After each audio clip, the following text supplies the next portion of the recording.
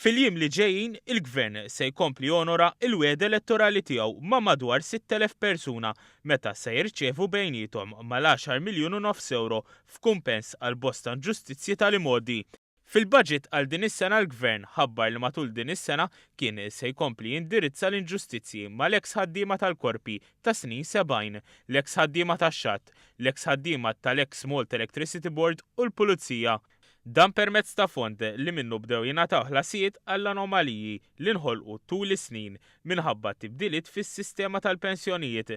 Il-ħlasijiet li madwar 6,000 ħaddiem jew werrieta tagħhom ser jingħataw wara li s-sena l-oħra diġà tqasmu 11 miljun euro oħra f'ċekkijiet li kienu allokati fil-budget is-sena ta' qabel.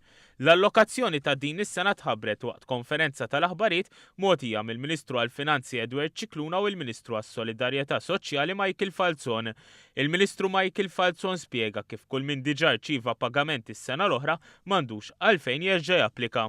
Dawk li diġà applikaw is-sena oħra u rċevew pagament m'għandhomx għalfejn jerġgħu japplikaw.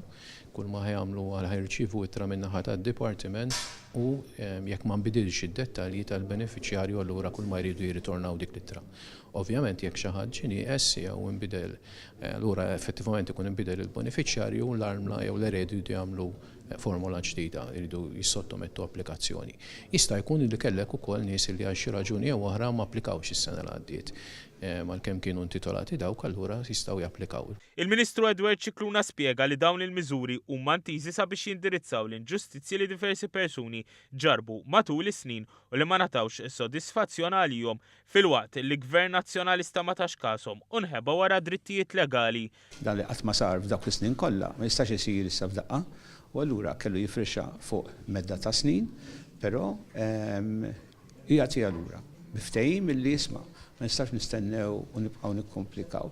Naraw x'inhu prattiku u dak li sar. U għattini darba, narġgħu niġu narġgħu is-tieni sena u t-tielet u r-raba' u nibqgħu sejrin hekk sakemm inħossu li l-obbligu tal-Gvern dak li qiegħed ġie mwiegħed lill-ħaddiema jingħata. L-avviż għal dawn il-pagamenti ser jiġi ppubblikat fil-Gazzetta tal-Gvern fil-jiem li ġejjin bl-applikazzjonijiet għal dawk li għad iridu japplikaw ser jalqu nhar 28 ta' Ġunju li ġej.